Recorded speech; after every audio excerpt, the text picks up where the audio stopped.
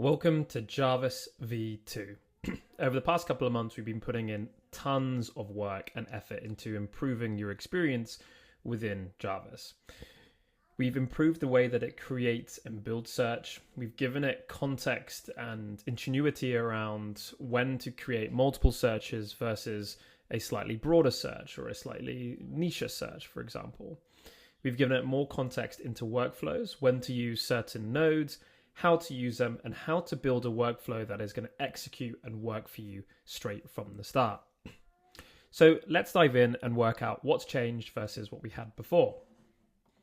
The first thing you'll notice is we have the kind of template library here. This is slightly different to what we had before with templates, and this is actually focusing on more recipes via a prompt library capability. So you can see here, you now have a few options. You can either set up scheduled tasks, which are workflows with Jarvis, or you can start to do new things such as provide reports. So for example, if I wanted to do a share of voice report, I have two options. I can pick from scratch, which means I want the AI to help me create the search because I've not already done that. Or maybe you already have the searches, in which case you can say with search and you can select the brand. So here, I'm going to type in the company that I'm wanting to monitor, which would be Triggerfy versus Brandwatch. And I'm going to say over the last 30 days and then hit enter. And so now what it's going to go ahead and do is it's going to go ahead and compile a report for me. This is something that is entirely new because we've given Jarvis context over every single social media post that lands into your account. He now has the ability to read, to understand, and to report back to you on themes, like trending themes, number of mentions, content opportunities. There's so much opportunity here now that you can do with Jarvis just outside of the obvious, which is building out searches and workflows, which is really cool. So we can see here, over the last 30 days, we have 249 versus 200. What's this cool? Brandwatch is winning on more of like a brand maturity or an enterprise presence. Tells us where you're winning, where we're losing as well, which is pretty cool. Strategic takeaway, you're playing different games and winning yours. Triggerfy completely dominates in the sales, GTM, signal intelligence space. The best signal, people recommend Trigonal because they use it. Cool, that's really cool. So now what I could do is I could say, okay, I want to go ahead and build a workflow that will monitor the SOV, share of voice, each week and give me a Friday Slack notification, which tells me the share of voice for that week, for example. So what it's now going to go do is it's now going to go ahead and set up that automation for me as well. Now, what's quite cool and has been a big improvement since Jarvis V1 is it's going to actually help configure and set up the integrations as well. So you can see here, it's actually knowing which Slack channels I have, and it's going to ask you questions down at the bottom here. So once you select it, it will then use that option that you've picked and go ahead and create new kind of workflows or new social listenings for you. So keep an eye out on any questions that it may ask you down below.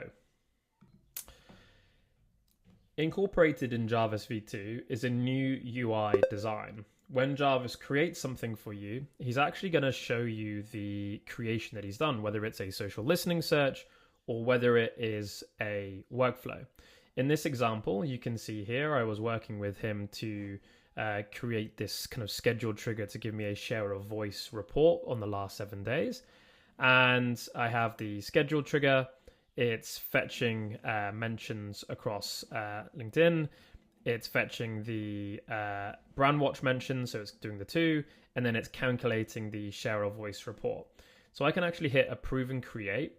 And what's going to happen now is Jarvis will run a test. And the test is basically to make sure that the workflow is working end to end.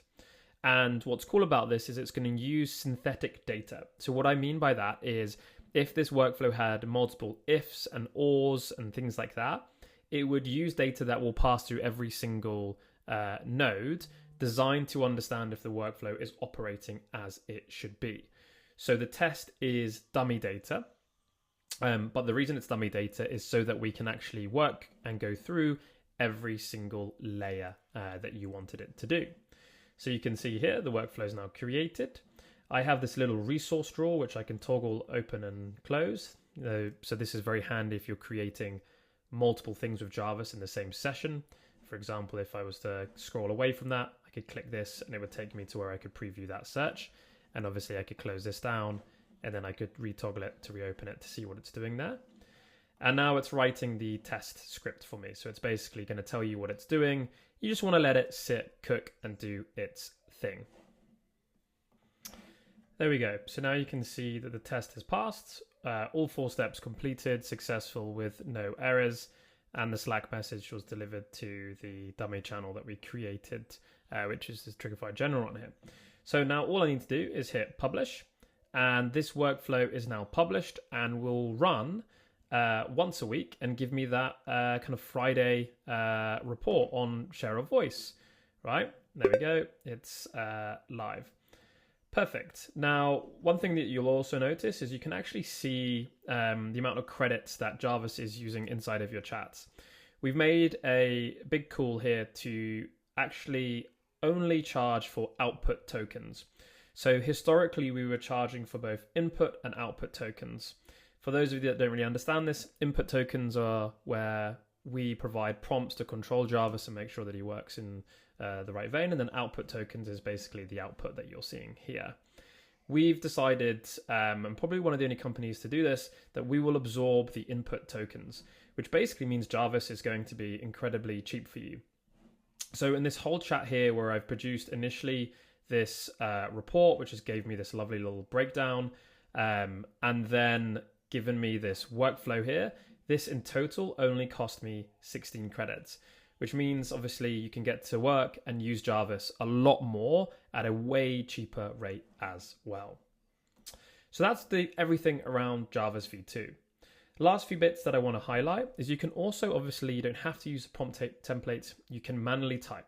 So for example, I could say, can you spot any content gaps for me to talk about with my brand, Triggerfy.io, when we look at how people are talking about my competitor, and then I can actually type in at, and then I can type in the company that I want to track for, right?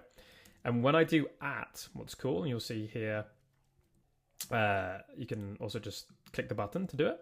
You can actually reference, if I scroll all the way to the bottom, workflows. So I could actually have it analyze the data that some workflows are, or all workflows are outputting as well.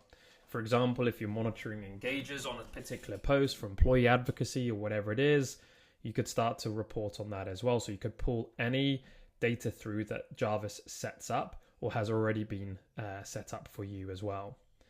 And then same thing, if I hit enter, now it's going to go and help me find content gaps for me to talk about with my brand Triggerfy based on looking at how people are talking about my competitor Brandwatch, for example.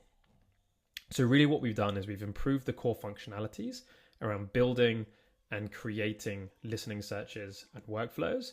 And then we've enhanced Jarvis to give it context over your entire account so that you can now ask it one-off questions, work with it to build out plans, all while knowing it has complete access to all of this social content data to give you gold like what we're seeing on the screen here.